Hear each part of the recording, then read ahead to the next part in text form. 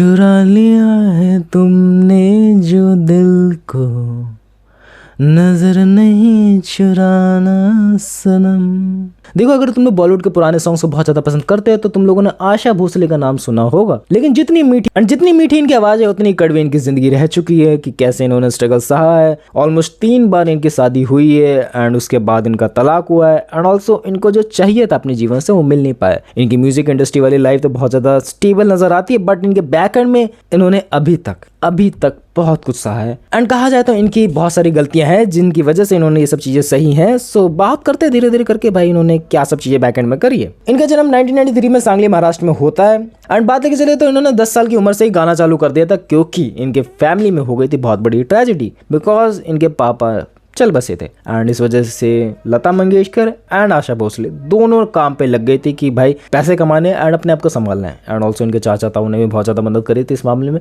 And after all इनका पूरा परिवार ही जाना जाता है, तुम लोगों को पता ही होगा भाई सिंगिंग इंडस्ट्री में बहुत ज्यादा महारथी हैं। लेकिन बात लेके चले इनकी आपस में ही बहर नहीं बनती थी, आपस में ही ये लोग मिलजुल के नहीं रहते थे। इसके बहुत सारे कारण हैं भाई, पूरी एंटायर वीडियो में तुम लोग को पता लगता ही रहेगा। एंड आशा भोसले की बात लेके चले तो ये बहुत ज्यादा जेलस रहती थी अपनी बड़ी बहन से, अपनी छोटी बहन से, कि भाई वो मेरे से आगे ना निकल जाए। एंड कई फीसों में लता मंगेशकर जी बहुत ज़्यादा आगे निकली हैं। सो इस वजह से अंदर ही अंदर वो चुभन वाला फैक्टर है ना, वो अपनी बहनों से ही था इन्हें। एंड वो चुभन वाला फैक्टर ऐसे ही नहीं आ गया। बात लेके चले इनकी फैमिली में दोबारा से बहुत बड़ी स्ट्रैटेजी हुई थी, जो भाई आशा भोसले के ऊपर ही कह सकते हैं कि भाई उन्होंने बहुत ज़्यादा गड़बड़ कर दी थी, इस वजह से हुई है। लाइक इनके पास ना एक सेक्रेटरी था, लता मंगेशकर के पास एक सेक्रेटरी था जिसका नाम गणपत राव भोसले था। एंड उनका दिल आ गया था आशा भोसले पे। एंड आशा भोसले एंड गणपत राव भोसले दोनों एक दूसरे से प्यार करने लगे थे। एंड मेन डिफरेंस पता क्या था, गणपत राव बहुत ज़्यादा बड़ा था उम्र में एंड इस वजह से दोनों की घर वाले अच्छे तरीके से नहीं मानेंगे भाई, किसी के भी घर वाले नहीं मानेंगे भाई जब इतना बड़ा एज डिफरेंस हो। एंड ऑल्सो भाई जब तुम लोग एक वेल स्टैब्लिश म्यूजिक इंडस्ट्री से काम कर रहे हो तो।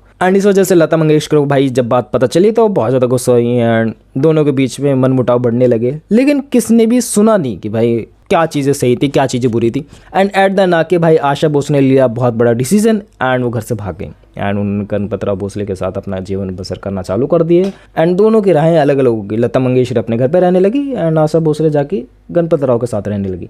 एंड गणपत राव का रंग पता कब जाके निकला, जब उनका मोटिव क्लियर हुआ कि भाई इस बंदी को मैंने इसलिए फंसाया क्योंकि भाई पैसे कमाने। एंड गणपत राव उस टाइम पे कुछ कमाता तो था नहीं, तो उसने क्या करा, अपनी बीवी के ही पैसों को इस्तेमाल करना चालू कर दिया। एंड कहने लगा कि भाई और ज़्यादा गाना गाओ और ज़्यादा गाना गाओ, जिस वजह से उसकी जेब में और ज़्यादा पैसे आए। लेकिन ऑलमोस्ट उन्होंने 800 से ज़्यादा सॉन्ग्स गाए, लेकिन उनको उस तरीके की रेपुटेशन मिली नहीं है क्योंकि उन्होंने किसी भी पॉपुलर सॉन्ग्स को गाया नहीं था उस टाइम तक। एंड ये भी दिक्कतें रहने लगी कि भाई गणपत राव भोसले बहुत ज़्यादा टॉक्सिक पथिक था। एंड टॉक्सिसिटी उसकी टाइम टू टाइम बहुत ज़्यादा इंक्रीज होती रही। लाइक लड़ाई झगड़े करना, पैसे छीनना, आशा भोसले का रात रात में आना तो उस पर शक करना, डिफरेंट टाइप चीज़ें करना। सो बहुत सारा टॉक्सिक रहने लगे उनकी रिलेशनशिप। बट आफ्टर ऑल एक आया बहुत बड़ा मोमेंट उनके पास कि भाई उनके जब 2 बच्चे हो गए, एक गर्भवती महिला थी वो, तब उनको गणपत राव भोसले ने घर से निकाल दिया। एंड उसके बाद वो भाई हर जगह से तो बैकस्टेज देखने को मिल ही रहा था, उनके परिवार वालों ने छोड़ ही दिया था। लेकिन उनके पास फिर कोई चारा नहीं बचा। फिर एट द एंड वो गई अपने घर पे जहाँ पर लता मंगेशकर जी रहती थी एंड उन्होंने उनको बात को समझाया एंड सब चीज़ें ठीक होने लगी। सब चीज़ें एकदम लाइन और ट्रैक पे आ गई कि भाई हाँ गड़बड़ी हुई तो उन्हें अपनी गलतियों को एक्सेप्ट किया, अब आ गई है तो कोई बात नहीं, रह ले। एंड उसके बाद वो दोबारा से उसी ट्रैक पे लगे कि भाई उनको गाने गाने हैं, उनको और आगे बढ़ना है। एंड कोई रोकने वाला नहीं था। लाइक उनकी सॉन्ग में एक जादू था शुरू से, लेकिन उनको कोई पॉपुलर सॉन्ग मिल ही नहीं रहा था। कोई पॉपुलर मूवी में पॉपुलर हीरोइन के पीछे उनका नाम आ ही नहीं रहा था। तो इस वजह से गड़बड़ें थी, बट उन्होंने टाइम के साथ उसको सुधारने की कोशिश करी।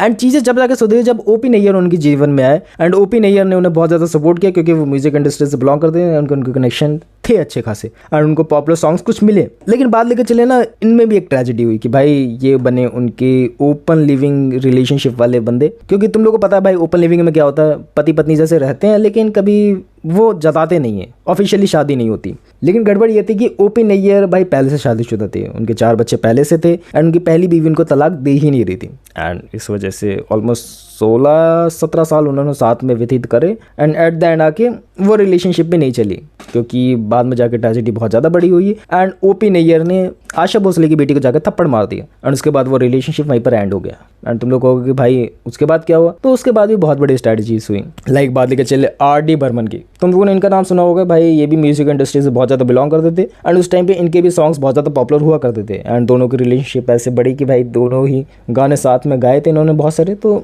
रिलेशनशिप हुई एंड ऑफिशियली शादी भी हुई। लेकिन बाद लेकर चले आर.डी. बर्मन की मम्मी मान नहीं रही थी क्योंकि आशा भोसले थोड़ी बहुत बड़ी थी। एंड बाद में जाके R.D. बर्मन का करियर भी खत्म हुआ क्योंकि भाई सबका डाउनफॉल आता है। लेकिन आशा भोसले का करियर बहुत ज़्यादा बढ़िया चल रहा था, उनके सॉन्ग्स उस टाइम पे पॉपुलर होते ही जा रहे थे और उनको पॉपुलर मूवीज़ में सॉन्ग्स मिलते ही जा रहे थे। लेकिन बाद लेके चला R.D. बर्मन की, तो उनकी डाउनफॉल आ गया था एंड उन्होंने शराब पीना चालू कर दिया, लाइक उनको बीमारियाँ लगना चालू हो गई थी एंड एट आके डेड हो गए, नहीं रहे हमारे बीच। एंड उसके बाद आया बहुत ही ज़्यादा क्रिटिकल मोमेंट क्योंकि आशा भोसले को भाई आज तक सच्चा प्यार नहीं मिला एंड उन्होंने जिससे भी प्यार किया वो टॉक्सिक रिलेशनशिप वाला था एंड 4 बच्चों का बाप भी था भाई। सो कहा जा सकता है भाई आशा भोसले को अच्छे लोग पसंद नहीं थे। मेरी जो पूरी रिसर्च है उस हिसाब से मैं बता रहा हूँ, मैं कुछ बना चना के नहीं बता रहा हूँ तुम लोगों को। एंड इस हिसाब से कहा जा सकता है कि उनकी रिलेशनशिप चॉइस बिल्कुल भी बढ़िया नहीं थी। एंड ये भी बात लेके चले ना भाई, तुम्हारे परिवार वाले भी इससे बहुत ज़्यादा गुस्सा होंगे एंड इनके परिवार वाले भी बहुत ज़्यादा गुस्सा थे कि भाई ऐसी चीज़ें क्यों कर रही है, बात नहीं क्यों नहीं सुन रही है।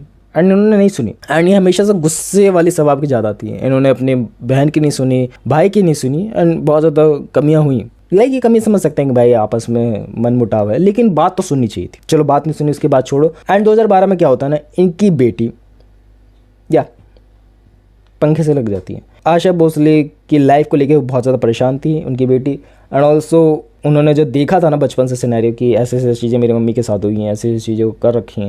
एंड ऑल्सो जब उनकी शादी हुई तो उनको भी इतना ज़्यादा सपोर्ट नहीं दिया गया। तो एट द एंड आके उन्होंने कहा कि भाई अब जीवन एंड करना ही आखिरी चॉइस है, तो वो ऐसा कर बैठी। एंड उनका नाम वर्षा था, सॉरी मैं नाम लेना भूल गया। एंड दूसरी बात लेके चले हेमंत भोसले की, तो उनको उसके बाद कैंसर हो गया तो वो भी चल बसे। सो बहुत ज़्यादा ट्रेजिडी इनके पर्सनल लाइफ में तो चली है। लाइक इनके बोल सकते हैं आशा भोसले की प्रोफेशनल लाइफ बहुत ज़्यादा बढ़िया चली। उनके सॉन्ग्स हम लोग को बहुत ज़्यादा पॉपुलर देखने को मिले एंड उनके सॉन्ग्स की लिस्ट बहुत ज़्यादा लंबी एंड बहुत ही ब्यूटीफुल सॉन्ग्स उन्होंने अपने गाए उस टाइम पे, पॉपुलर मूवीज़ में गाए, पॉपुलर हीरोइंस ने उनको लिपसिंग करके दी।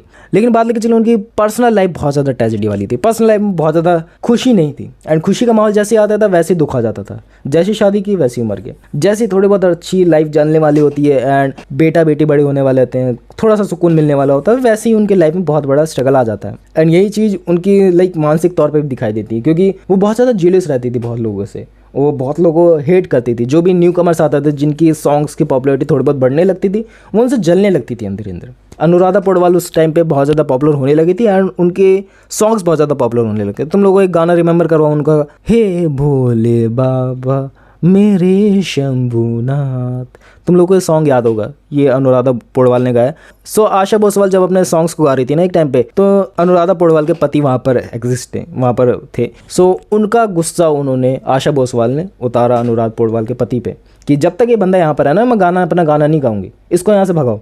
एंड जब वहाँ से भगाया गया तब पता चला अनुराधा पौडवाल के भाई बंदी गुस्सा है एंड उसका गुस्सा उसके पति पे उतार दिया। भाई गड़बड़े तो थी। एंड ऐसा कह सकते हैं कि भाई आशा पौडवाल की बहुत ज़्यादा गलती थी उनके पर्सनल लाइफ से रिलेटेड कि उन्होंने सही डिसीजंस नहीं लिए। लाइक जब एक बार फेम चढ़ता है ना तो बहुत सारी गड़बड़े हो जाती है बैकएंड में एंड कई बंदे उसको सुधार नहीं पाते, कई बंदे उसको मैनेज नहीं कर पाते कि भाई इतना पैसा आया है, इतना फेम आया है तो उसको कैसे सुधारा जाए, उसको कैसे सही से लाया जाए। कभी कभार लगता है कि हमारे डिसीजन बहुत ज़्यादा करेक्ट है, बट हम लोग को औरों की भी सुननी चाहिए, हम लोग को डिफरेंट ओपिनियंस भी लेने चाहिए, डिफरेंट पीओवी भी लेनी चाहिए, तब जाकर चीज़ें सही मैनर में एकदम बेटर चलेंगी। अगर मेरे ही ओपिनियन मेरे पास है तो मैं इवॉल्व कैसे होऊंगा, दूसरे के ओपिनियन सुनूंगा, क्रिटिसाइज करूंगा, तब जाके इवॉल्व होंगे। मेरे ख्याल से, मेरे को लगता है, मे बी मैं गलत हो सकता हूँ, तुम लोग मेरे को कमेंट्स में सही कर सकते हो। बाकी यही था अबाउट द आशा भोसले की लाइफ कि भाई कैसे कैसे चलनी है। मे बी अब कह सकते हैं कि भाई आशा भोसले को सही संगत नहीं मिली, सही चीज़ें नहीं मिली तो वो बिगड़ गई, कह सकते हैं इस तरीके से।